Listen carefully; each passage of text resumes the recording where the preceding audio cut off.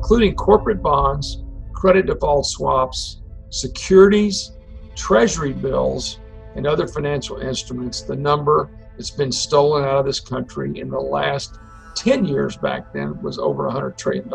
And the reality is, as we get closer to this bubble bursting, whatever bubble we're talking about, in this case, the stock bubble, what you're going to find is it's going to get more difficult because people who are willing to participate in this conspiracy don't want to get left holding the bag. So they're going to hold on to their shares. I'm talking about the brokers. Hey friends, Sean from SGT Report here. Before we begin this absolutely groundbreakingly important interview with Wes Christian about the trillions upon trillions of dollars that have been looted by Wall Street. Look, we're down to just our patrons and a few sponsors to keep this channel going since YouTube demonetized us, saying that our content is harmful to our viewers. So friends, just a quick word from this interview's sponsor. Light up Father's Day with the gift of protection and save 25% off the amazing Fighter Flare flashlight. The 6-in-1 Fighter Flare flashlight comes with a 3000 mAh solar-powered recharging battery, 800 lumen LED, high-low beam light, emergency strobe light, compass, wire and rope cutter, emergency glass-breaking hammer, and a high-powered military-grade magnet. The Fighter Flare flashlight is the perfect addition to your household and cars, but limited supplies last, so act now. Save 25% off the new 2020 model before they sell out. Use promo code SGT25. Visit fighterflare.com. I'll leave the link below. And welcome back, friends. Thank you so very much for tuning in. Hey, just a quick reminder for those who don't know, YouTube has really been messing with my channel to the degree that I cannot make a comment on my own channel, nor can I reply to any of your comments right now. We're trying to get YouTube to address this situation and fix it, but ever since they gave me that last strike for no good reason, guys, and they took my channel away for a week, when I got the channel back, this was the result. I can't comment or reply to your comments on my channel, so I apologize for that. I just wanted you to know why I'm MIA from the comment section. YouTube's dirty tricks continue. Guys, you're really going to want to listen to this interview. It's an incredible one. We're going to talk about the DTCC, naked short selling, and the trillions of dollars that have been stolen, literally stolen, from the people of the United States with my guest, James Wes Christian. You may have seen him in the documentary The Wall Street Conspiracy. He's an attorney and an all-around truth teller, a great guy. Wes, thanks for joining us. Happy to be here. Just important messages to be communicated to your listeners, really consistent with who I know you to be and your show to be.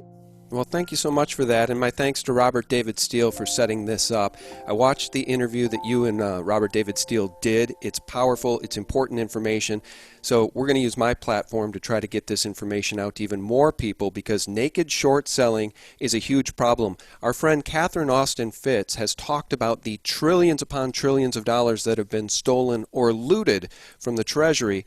Maybe that's part of this, maybe it's not, but I know in your words, as much as 100 trillion has been stolen via the Wall Street crime network. So why don't we start by talking about short selling versus naked short selling. Do you want to tell people what naked short selling is? Because I know what short selling is. Short selling is when you bet against a company because you think it's not going to do well. But naked short selling is far, far more nefarious.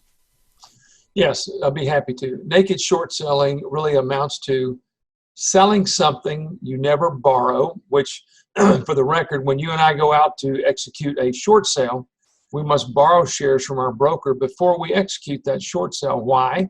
Because if it goes up, they want to be able to have a share to deliver to the other side and mitigate the damage associated with your wrong decision. So in a naked short sale, you never borrow that share. So that's number one. Number two, you sell the share, you receive the money, and number three, you never deliver the share. So for all intents and purposes, it is counterfeiting of securities. It is creating phantom shares of a corporation that incidentally, you're not authorized to issue because the only place that that can come from is the corporation, much like the only place milk can come from, for all intents and purposes, is a cow. So the reality is naked short selling, which is illegal, is done by someone who sell something they don't own. They collect the money and they don't deliver it. No different than you taking the car title that you own, Xeroxing it 1,000 times, selling that car to 1,000 people, but you only have one car. So 999 people bought something, but they don't have it. Now, the misleading part about naked short selling, why a lot of people don't really understand that part of it, is notwithstanding that your shares have not been delivered, they will show up electronically in your account statement. So you think you actually own those shares. But in many instances, not all instances, obviously, in many instances where shares have been sold and not delivered, you do not own anything. You basically have been given an electronic entry that says you own something, and the broker who sold them to you and advised you to buy them or took your advice and bought them for you essentially has not forced the other side to buy in or force them to deliver. And so they have an IOU. So our system is full of hundreds of millions and billions of shares of IOUs called security entitlements. But simple version, naked short selling, is selling something you don't own, selling something you didn't borrow, taking the money and delivering nothing. That's the simple version. All right, this is fascinating. Now, I knew this, but I'd never heard the term security entitlement. So we're going to get back to this idea of naked short selling in a second, but explain that. What a fascinating term for your phantom shares. Security entitlements. What does that give you legally? What that gives you is an IOU to ultimately collect the share. And actually, it's not you that has the IOU, it's your broker. Because remember, your agent in all these transactions is your broker. Most people don't understand that when you buy a share from a company, the broker that sold you that share or advised you to buy it, or you told him to buy it for you, bundles that share up of the ABC company with all the other shares that of ABC company that broker holds for other customers. And they send it up to New York and physically deposit it in a company called the Depository Trust Corporation, which for all intents and purposes is a stock bank. Then the DTC, in theory, holds all of that stock, and then thereafter, it's all electronic entries. And the problem is we have proven multiple times in court and otherwise that there's many more shares that have been sold than have been issued.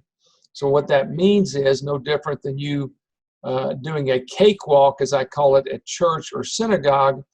If there's 20 people walking around the circle to get a cake, but there's only 10 shares, and when the music stops, the people that sit down in the 10 chairs gets a cake, there will be 10 people left standing that get nothing. A security entitlement is a right to receive something, but in reality, there's not enough cakes to pass around, and therefore you're going to be left being entitled to zero. Right. This has an enormously negative effect on the price of a security. Why? Because anytime that artificial or counterfeit supply is created that exceeds demand, that's always going to cause the price to decline, which is their mission, which is to ultimately put the company out of business.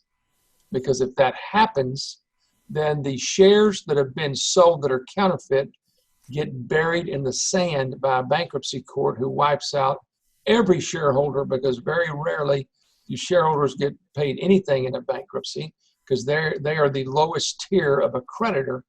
And as such, those shares get erased by the stroke of a court order that says the equity holders get nothing. The the people that sold the counterfeit shares, called them perpetrators, don't have to worry about anything because all that carnage just got buried in the sand.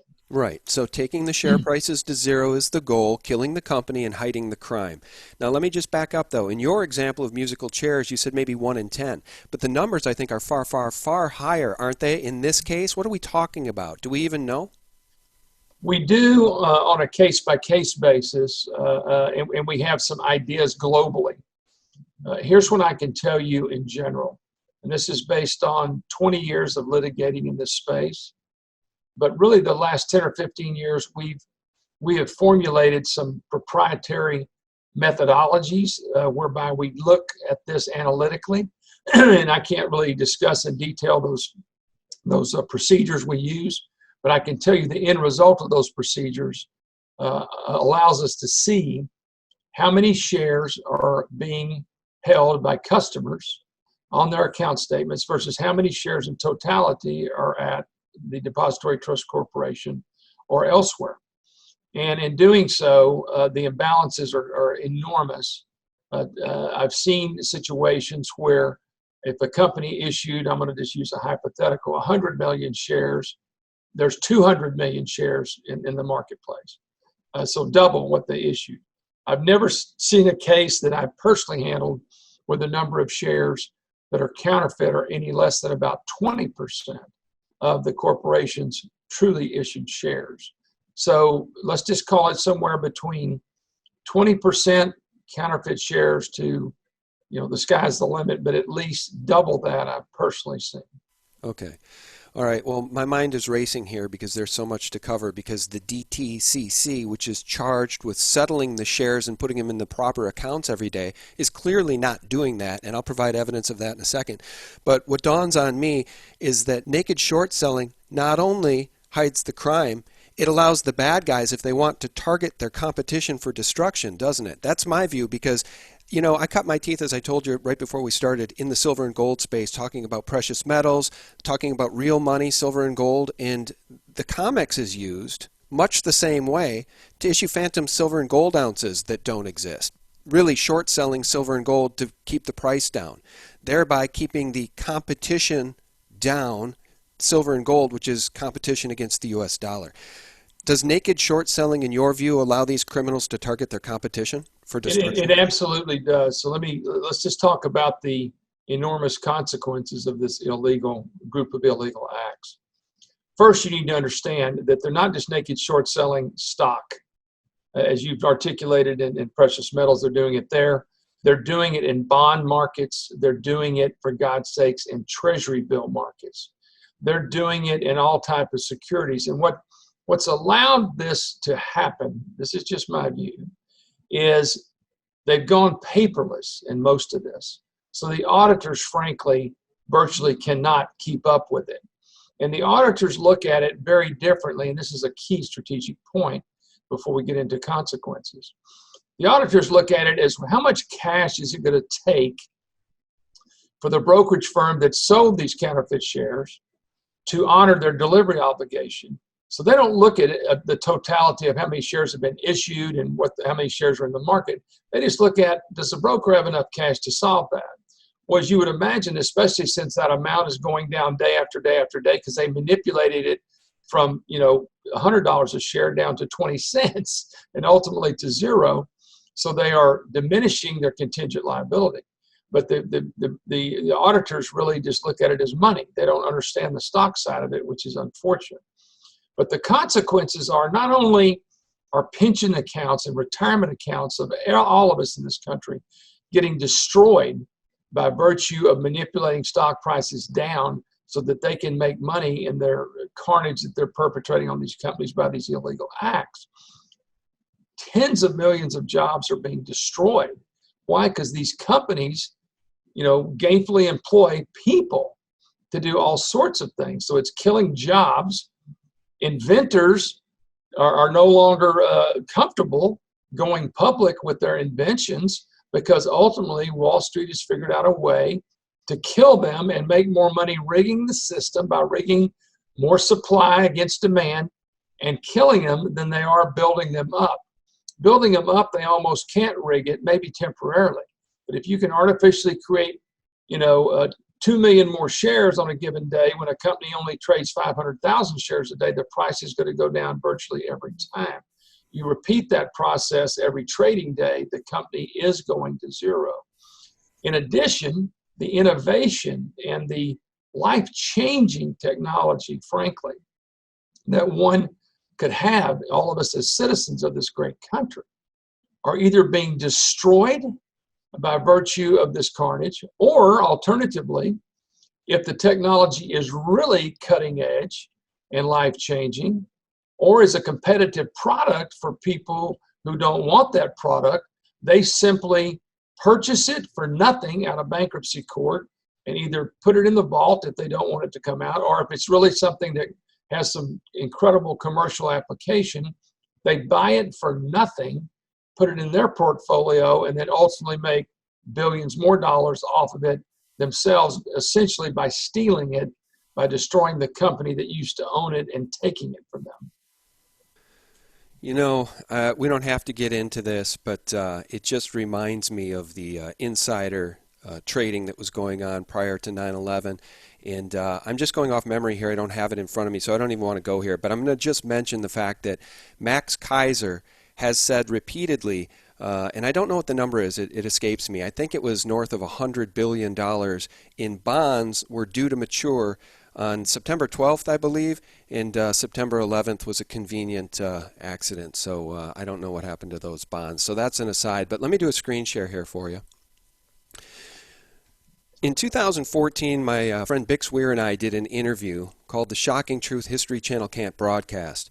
And that interview was about the fact that Bix had been invited on by the History Channel to talk about the DTCC phantom shares, not settling shares at the end of every 2-3 day period, however long settlement's supposed to take. And during that interview, Wes, Bix told me this. I had missed this piece of news. Check this out. November 14th, 2012, the Hurricane Sandy incident, DTCC finds $1.3 million in soaked securities in their warehouse. Skip down 3 stories there. Did Hurricane Sandy cause $36.5 trillion in damage? Guys, do you see what's happening here? This will be the story they use to explain why you don't have the shares in your account that you thought you had. Am I off base here, Wes? You really aren't, but the bad news for them is the only place those shares can come from is the corporation. So what has made this undertaking difficult over time is all this trading happens now on platforms that are high speed, dark pools, and it's a dark pool for a reason, as you would imagine. You can do things in the dark that you can't really do in the light, right? So ultimately, these dark pools and this high speed trading makes it impossible for anybody to really stop the clock, stop the cakewalk, and count the shares. Okay, so ultimately, just so we can separate, A from B, the people who own the DTC are the exchanges and the prime brokers themselves, who, from where I sit, are main perpetrators. And I can't really talk about anything in any of our lawsuits because they're subject to protective orders, both the old ones and the existing ones, and the ones to be filed, which we'll be filing soon. What I can tell you is that there are enforcement actions, many of them, 10, 15, 20 of them, and an enormous amount of fines, hundreds and hundreds of fines against these firms, Merrill, Goldman, Credit Suisse, Deutsche Bank, Morgan, etc. And those fines are different amounts for different people. But I know Merrill got fined, $400-something million for using all their customers' cash account shares worldwide. So in those enforcement actions, forget what Wes Christian says. Look at the enforcement actions from the SEC or FINRA. It articulates the very same things, frankly, that have happened in our cases. And so ultimately what that means is not only is the DTC as an entity, which is a self-regulated entity, if you can imagine, have they participated in this, the compliance department, the stock lending department, the other departments in these prime brokerage firms, in my belief, and from where I sit, and based on the enforcement actions, let's just look at those, are allowing this to happen and perpetrating it. And they're doing it in 2 forms. Again, selling securities they don't deliver, but they're also lending shares that don't exist. So imagine that they're doing the trading themselves through their proprietary trading desk. And that's important to understand because in the early 2000s, when Mr. O'Quinn and I first uncovered this, a lot of it was being done by hedge funds. And while hedge funds still participate in this illegal process, many of them borrow shares, but a lot of those shares don't exist either. And those brokers are making enormous money from that stock lending called negative rebate, billions and billions of dollars on stock lending. And secondly, they're making it on proprietary trading. What does that mean? That's a fancy word for I'm doing the naked short selling myself, not my hedge fund clients, which when you think about it is quite interesting, because your viewers may or not, or your listeners may or may not know that ultimately when you go into a brokerage firm and you sign an account agreement, there's a provision in there in the fine print that says they can loan your shares out if they're in a margin account. Now, can you imagine buying shares that are going to go up, but the only reason, generally speaking, you would lend shares is to give them to a short seller who's going to send them down? Why does that agreement in that account statement even exist? Well, believe it or not, that, at least on its face, is legal because it's in the contract that you sign. But what's going on in the marketplace, which that one event's bad enough that they're lending shares to somebody to send your stock down that you bought to go up. But secondly, they're using your cash account shares, which Rule 15C Charlie 33 prohibits anybody using your customer account, cash account shares. They're sacred. They have to be segregated, set aside. And in doing so, ultimately, when they do that, they violate the law and the rules and regulations. Typically, that's done to benefit themselves in proprietary trading, which is essentially trading against your own customer. In fact, I just attended a conference last fall in Canada speaking out against this because Canada was proposing a rule, which has now gone into effect over my objection, if you will, where they can use customers' cash account shares with the consent of their customer. Okay, sure, that's true, but what customer really knows they're consenting? And in doing so, bet against their own customer. So imagine a broker is shorting the very stock that you sold your customer to go up. Sound right to you? I don't think it's so. insane. But you know what? It makes sense when you know that, for instance, Goldman Sachs famously was caught calling its own clients Muppets. They have disdain for their own clients. And now just recently, an aside here, Goldman Sachs held a conference call for their clients where they disparaged Bitcoin and said that it's not an asset. Don't look at it. And it makes me think that they're probably buying Bitcoin because they're telling their clients what not to do. That's when you should probably do the opposite if you're a Goldman Sachs client. Feel free to comment on that. The beautiful thing about Bitcoin is they can't counterfeit it. There's only 21 million or 24 million of them that there will ever be. So I think there's a story to be told there. There's a story to be told there, and what you're seeing, in fact, Overstock, if you follow them, even though Patrick Byrne is no longer officially associated with that organization, before he left, he got the SEC to sign off on a blockchain stock. And so, while people aren't really comfortable yet trading in that space as much as they should be, you can't cheat it. One of the problems is with the way the system works now with all electronic, if stock is being double, triple sold, stock is being double or triple, or my God, in some cases 10 or 15, 20 times lent. And I know this, from these regulatory actions and from the cases I've done. So the blockchain, the Bitcoin, all that stops that. And I will tell you that most big accounting firms I know, that my colleagues tell me about, have invested in blockchain companies. And you're going to see more and more of that because the truth is Americans are sadly understanding that it's going to be very difficult for them to trust their government in many spaces. Of course, the Fed's one, the stock market's another. I could go down the list. The reality is there's a lot of things that appear to be something that really they're not. And the space, of course, we're talking about today is the stock market. Okay. I want to come back to the DTCC in a second, but first just let me ask you. It seems to me that, just based on my limited knowledge, that this is just a reshuffling of the chairs on the Titanic. This whole Wall Street Ponzi scheme is the Titanic. And I wonder if that's why we're not seeing just overt, explicit printing by the Fed, $7 trillion balance sheet at this point. It just feels like the looting is on. And in that interview with Steele, you had said that you believe $100 trillion has been stolen. Can you quantify that? And is maybe just the collapse of the .com bubble just one example of that, with how many companies they killed there? How do you quantify 100 trillion stolen?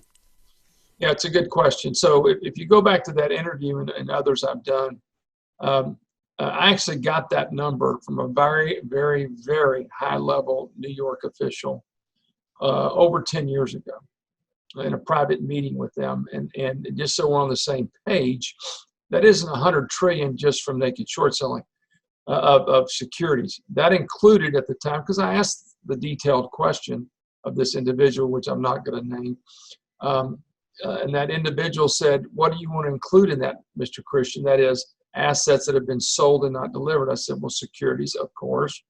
Do you want to include credit default swaps?" I said, "Well, I don't even know what that is." He said, "Well," he explained to me what it is.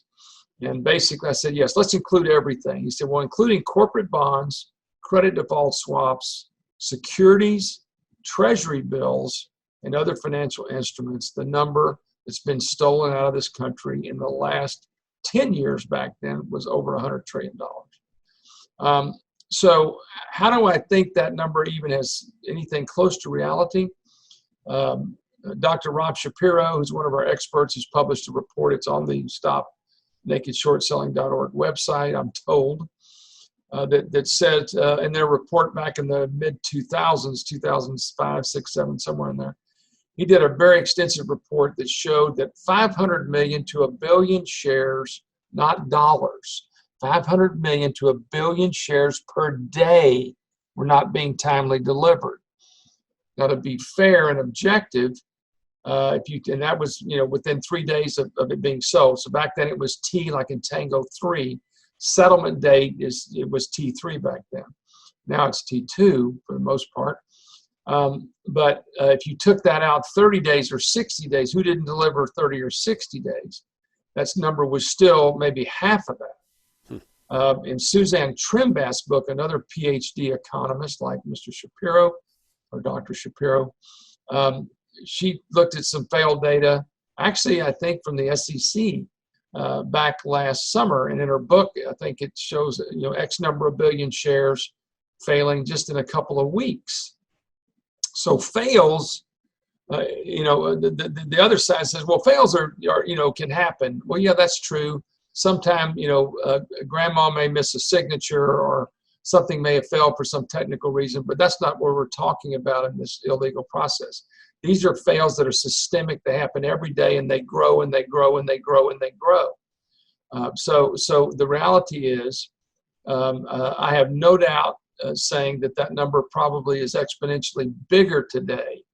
And I'm told, as I said in the other interview on stopnakedshortselling.org interview, that I'm told it's several hundred trillion worldwide, because ultimately, including all these financial instruments, because again, it's done electronically and people, have it on their account statement. They think they have it, but like a lot of things we believed in our country until the media and the internet and everything forced everything to be more transparent and real time. Frankly, it's just not true. What we think we have, sometimes we don't, because of what we're talking about, counterfeiting, basically. Okay, let me ask you this then. For those listening that are smart, and my viewers are very smart, many of them own physical precious metals. Some of them have dipped their foot into the pool of crypto as just a hedge against a worst case scenario, and to take a flyer on things like Bitcoin, Litecoin, and other cryptocurrencies just to diversify. For those listening who have shares in an account, they're probably thinking right now, well, I should take physical delivery of my shares. Here's the problem. I've done that twice in my life.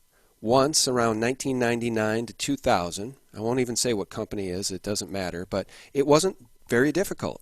And I got the physical shares. I don't remember how long it took, but I got them.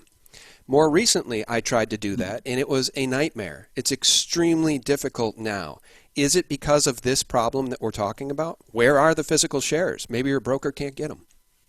It's very possible. Again, that's case by case. There may be legitimate reasons for which they can't get the shares. But I will tell you, in my world, in this space that I live in, it's the principal reason for which you can't get your shares. I've had clients have had to wait 30, 60, 90 days, 6 months to get their shares. And the reality is, as we get closer to this bubble bursting, whatever bubble we're talking about, in this case, the stock bubble, what you're going to find is it's going to get more difficult because people who are willing to participate in this conspiracy don't want to get left holding the bag.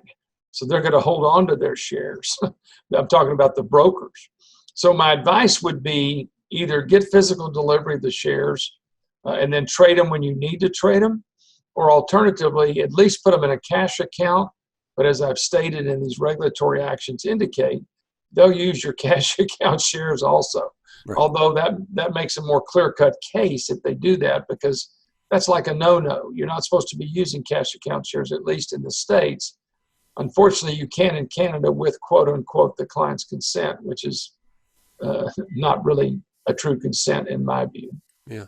Well, here's the problem, though, because this system is so crooked, even if you have cash in a savings account at one of the big banks, that's considered, under the law now, evidently, quote unquote, the law, that's the bank's property. So if the bank goes down, you don't get your cash, you're going to stand in line trying to get your money back. So I suppose the same thing is true here. So here's the question. What happens when this bubble bursts? What happens if, and I'm not just talking about a stock market crash, or maybe I am. How does this look? How does this whole thing unwind? What happens when you find out that you don't have a chair to sit in when the music stops?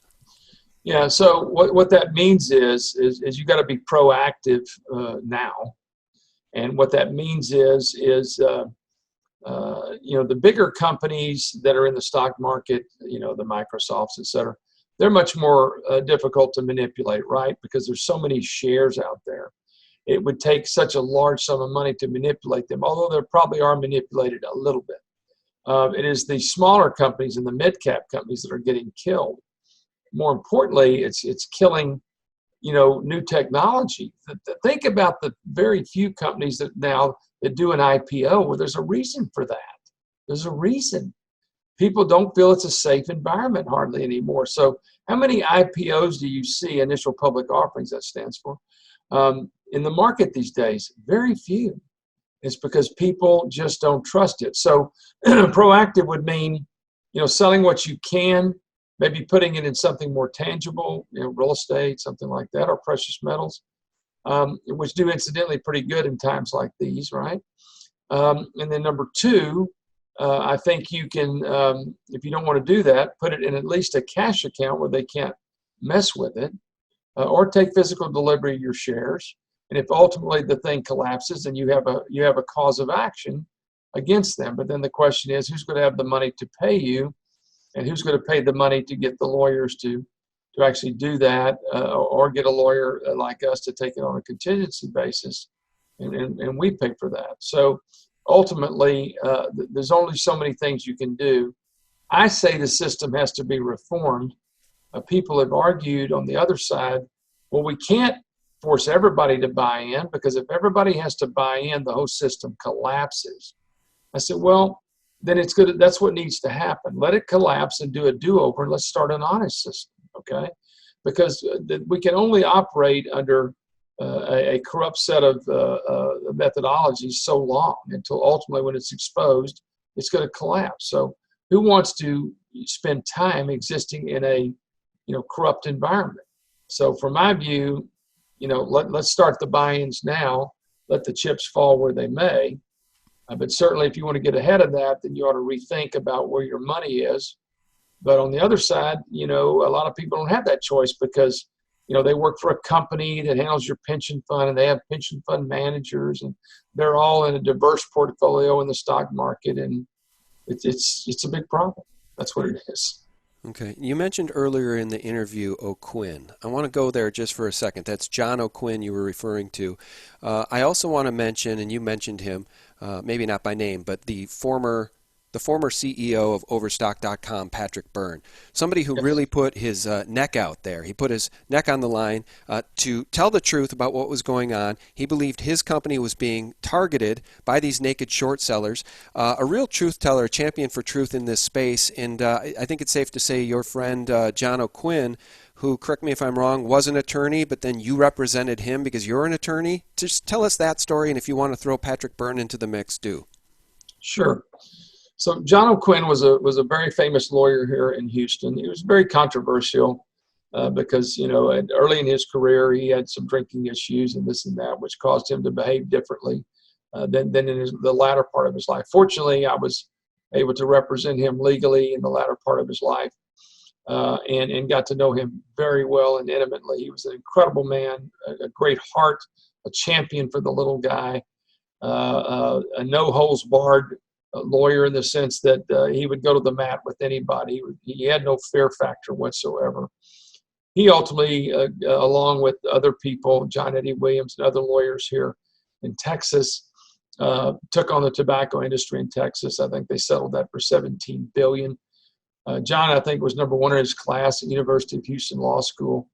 I think he was also number one in his class undergraduate, I think, at Rice. So in the last 10 or 15 years of his life, he and I worked together first as my client. I represented him in his investments that went bad, basically, and other things. Then we started working on cases together. And actually, at that time, we're going to the same church, and a person from that church said, well, gosh, somebody's selling all of our stock, and it can't be right because 4 of us own 80% of the company. Where's this coming from? And of course, we said, we don't have a clue. We didn't understand how the clearing system on Wall Street works or frankly, anything about stock other than that's what companies issued. So we began a journey back in 2001 that ultimately culminated in a meeting in a trial that we were doing in Arkansas. Principally, he was. And we met Patrick Byrne and several of his lawyers, including Jonathan Johnson, who's now president of Overstock, a great lawyer and an absolutely fantastic man. Also, Mark Griffin, who's another, was a former general counsel for Overstock, another outstanding man and lawyer. And John O'Quinn and I are all in the room, and we said, this is going on. We see it's happening. This is bigger than tobacco. This is a carnage of such an enormous degree, really not knowing it would end up being hundreds of trillions of dollars. How could you even expect that in early 2000 or wrap your head around that statement? But we just knew it was big and it was wrong and people were getting screwed. And so we shook hands literally, like gladiators, in the arena and said, we're going to go get these people and we're not backing down. And so all of us took that pledge. I'm still honoring that pledge today in John's honor and in Patrick's honor.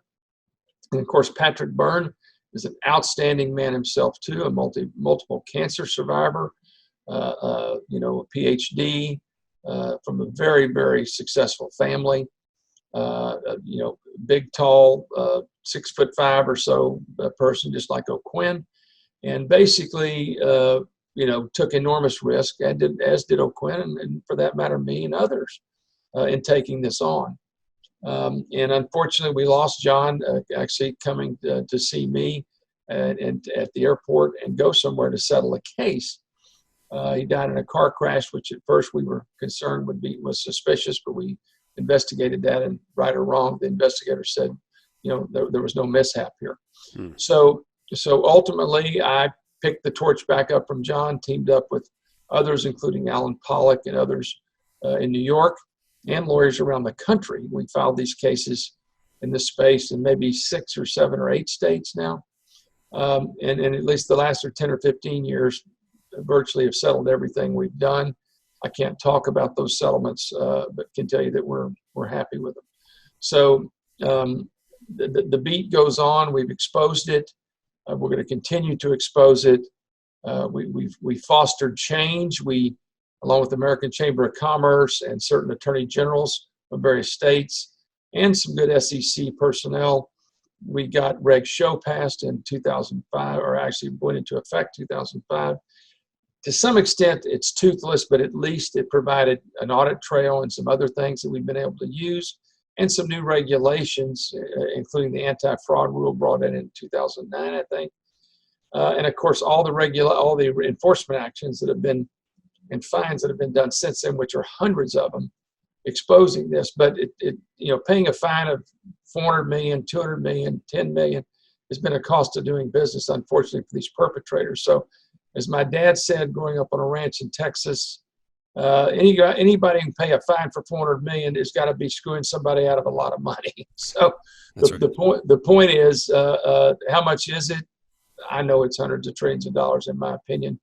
And until we put somebody in jail, reform isn't going to come. Okay, so there's a lot of reform, that we need to undertake in this country. But certainly Wall Street and their abuse of their customers and our system is one of those, in my opinion.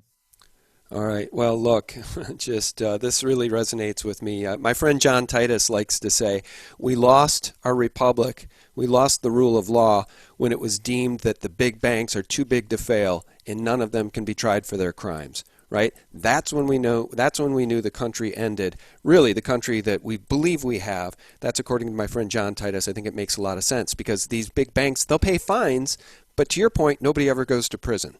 Nobody ever does time for the crime. And I didn't know that your friend John O'Quinn died in a car accident. And it's funny that you mentioned that and investigating it because, of course, I immediately thought of Princess Diana. We know how they like to take out their enemies. All right, an aside. Just a couple of final questions for you.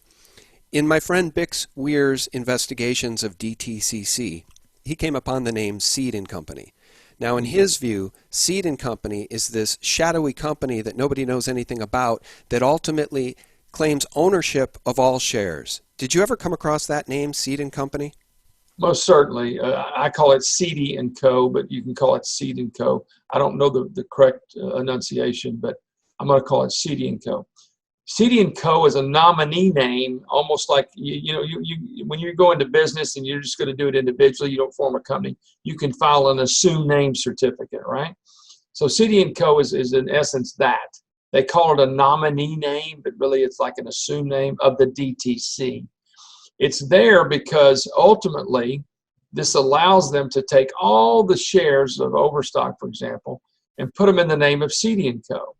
As if there's only one share certificate, but that one share certificate actually represents all the shares that the DTC holds of Overstock, in my hypothetical example. So what I believe that reason is, for which that's being done, is to, again, operate behind that Seedy & Co. shield and do all these other things, these nefarious things. They may say there's other reasons. There may well be other reasons that they do it that way. Used to be, runners used to take stock certificates over, exchange it for the cash. With it being done electronically, there's a bunch of games that are played behind the scenes. So yes, Seedy & Co. is there. And let's don't forget, the people that the SEC and FINRA have fined repeatedly, hundreds and hundreds and hundreds of times, for hundreds of millions of dollars, are the same people that own the DTC. Yeah. It is an SRO, self-regulatory organization. And to my knowledge, at least if it's happened, I don't know about it, they've never been audited in the sense of saying, okay, what shares do all you brokers say your customers own on account statements versus what you have in the vault? Has that actually occurred? If it has, I don't know about it. That would be an interesting undertaking because it's a pretty simple audit.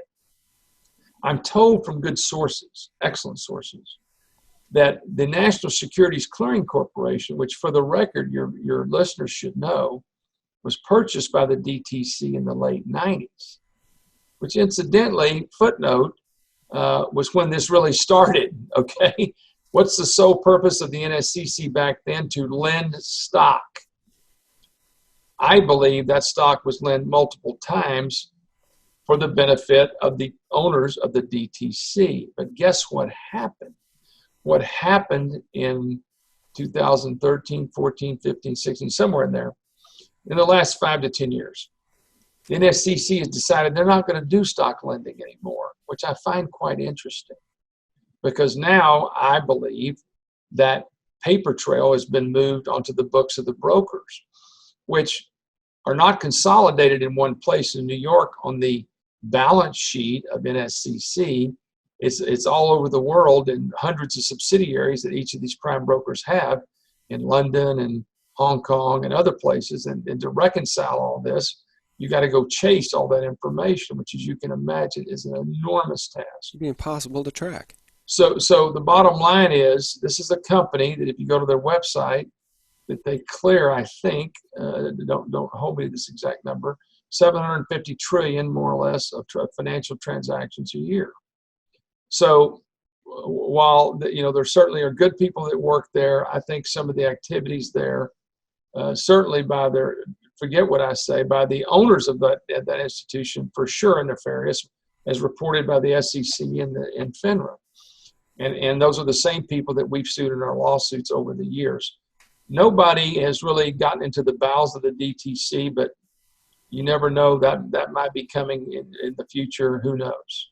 All right. Well, that might be a juicy nugget we'll have to get back and talk about, Wes, if and when that happens. So the DTCC is basically the fox guarding the hen house, and the fox maybe in this case might be, say, Jamie Dimon, and the hens are John Gotti and Al Capone. I mean, it's absolutely criminal. My words, not yours. Do you know, just off the top of your head, what is the volume traded on the Dow and the NASDAQ every day? Do you know how many shares we're talking about? Is it like 500 million or something? I don't know, because I don't want to give you something that's just grossly inaccurate. I don't know, but that you can obtain that information publicly from going to the exchanges, and it'll tell you that level of volume. It's very large, and ideally when the organizations, the brokers, decided to form the Depository Trust Corporation, let's note that term, trust, they had a good idea. Why? Because you may not know this history, but I studied this so I could compare what happened in the Great Depression, which was naked short selling. This is before the 1933 and 34 Security and Exchange Act. The very same thing went on back then to a much smaller level than it did now. But when the brokers decided to form the DTC, they had a good idea. Why? Because they had to shut Wall Street down, like on Wednesday or Thursday, to allow the bookkeepers to catch up, right, and open back up again on Monday. Because as these runners would take stock certificates across town, deliver them and pick up the cash, they had to bring that back and give it to a bookkeeper who had to reconcile all this. Well, that became just very arduous. So ultimately, over time, they said, let's do it electronically. But never did one envision that it was going to be done at this magnitude. And that's what's wrong. It's done in dark pools. It's done on platforms that are two massive computers sitting in Philadelphia somewhere, or in Hong Kong, or whatever. So you take it out of Hong Kong, you bring it over to London, it ends up here. And you're doing it through offshore companies. So all of it is so complex by virtue of this electronic transmission tool that it's caused an environment to exist that allows carnage to occur, because it's virtually impossible to detect it. Even when you do detect it, to find a place that you can prosecute them in and collect the money. Although most of that, fortunately for us, comes back ultimately to New York or the United States. So, but it's large volumes for sure, in answer to your question. Yeah. All right. Well, I just want to paint the picture for folks, and people know this. The ones following our work here, Wes, they know what's going on, and it's just impossible to settle all of these shares in physical form with share certificates. It's impossible, but the way they could clean it up is force the buy-ins. That's going to cause the stock to rise tremendously, but guess what? That's what they deserve. Let the corporations issue new shares, which will obviously be at higher prices, which means now the company's going to have money and everybody's got real shares. As long as we continue this process of not making people buy in, which if you think about it, the only way that can happen and truly clean it up is they have to go back to the corporation and get them to issue new shares. Because A buying in from B and B buying in from C isn't going to help change the total number of shares that are out there. So to increase that total, the people that don't have shares, are really the perpetrators that put them in that place, have to go to the companies whose shares have been counterfeited and buy real shares. That's the only way to solve this problem, period. Sounds like you just gave us a solution there. I would make people aware of this website that Robert Steele set up, stopnakedshortselling.org. And I guess my final question for you, Wes, because you're such a straight shooter, is, in your view, and by the way, you didn't roll your eyes when I mentioned Bitcoin, so I find that fascinating. Yes. But in your view, and you can mention Bitcoin if you'd like, But in your view, those of us that have been trying to prepare for the sinking of the Titanic, economically speaking, by taking delivery of physical gold and silver for all of these years, maybe even more silver than gold for many of us, were we dumb? Well, I hope not, because I'm a participant in that process.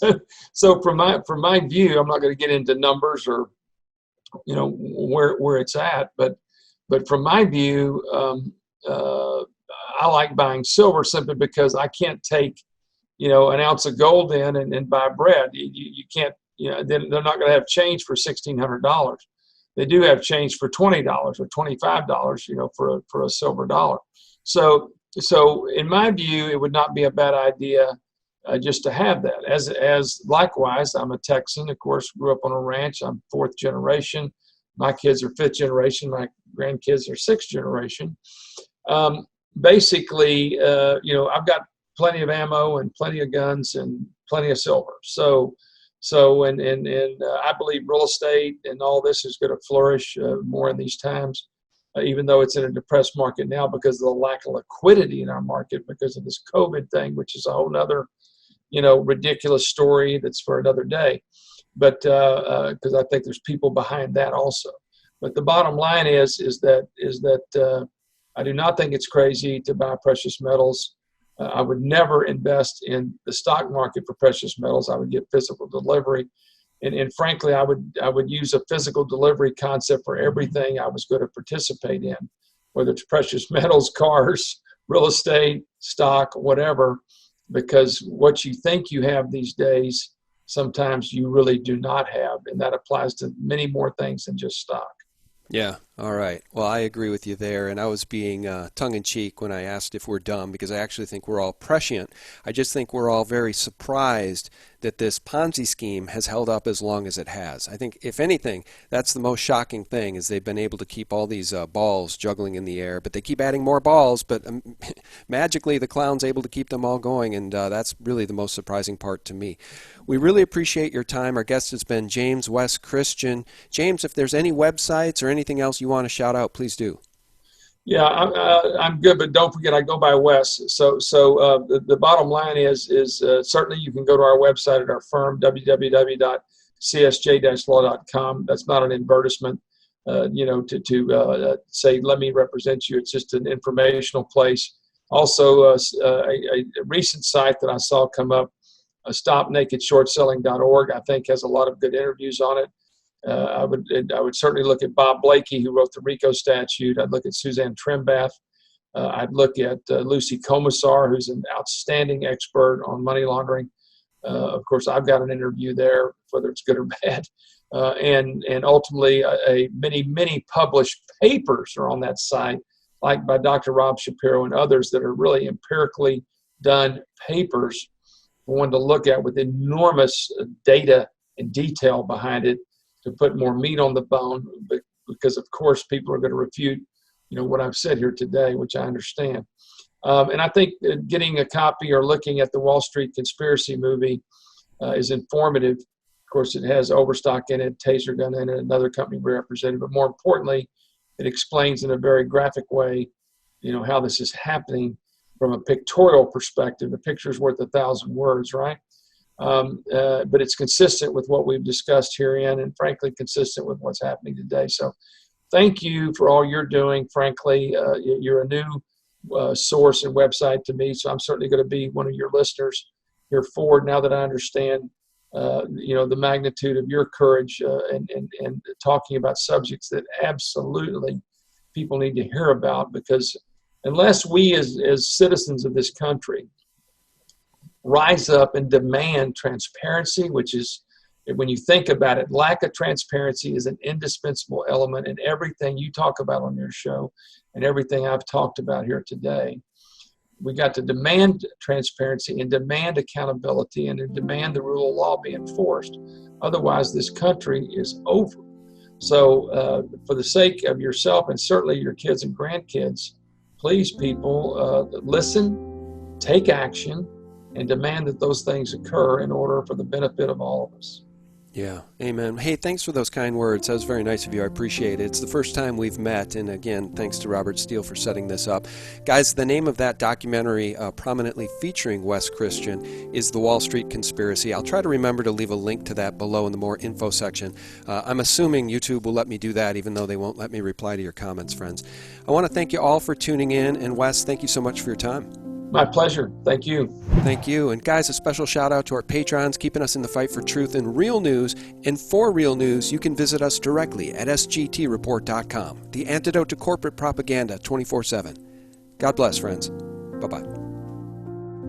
This program largely has to do with the weaponization of the entire environment, because they are dispersing these particles that permeate everywhere. They go inside your house, they go inside your body, they go into everything and become a part of everything.